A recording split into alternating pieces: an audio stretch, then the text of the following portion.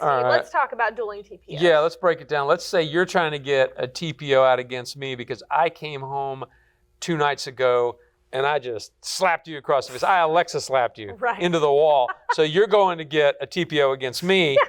And then I go to my attorney and I say, look, dude, she was wielding a knife at me, so Alexa slapped her across the room. And talk to me about that. Well, first, I'm not really a knife-wielding kind of girl, but all right, for hypothetical purposes, fine. So we see this a lot, actually, where one person will file a TPO and then the other person will counter with a TPO, and then you're looking at, okay, first, who got there first, because that's usually who will end up being the petitioner, who gets to go first. Yeah, but let's break this down, because you skipped over a big point, which our viewers need to hear. If you accuse me of slapping you into the wall, and I come to court, I do nothing but come to court, and I say, Judge, let me defend myself. I want a TPO out against her. What's my problem? You got a huge problem. You didn't file one. Well, describe that. So here's what happens. If you're going to come to court and defend yourself, and your defense is that the other person had committed an act of domestic violence or one of those other felonies or misdemeanors that would qualify, you have to file a TPO also, or a counter petition. Well, I could defend myself by saying you did these things, but I couldn't get a TPO against you. You couldn't get a TPO against me. So your only relief at that point is that the TPO against you would be dropped. Okay. So said another way, if you seek a TPO against me, I have to file a TPO out against you. And is there a time limit?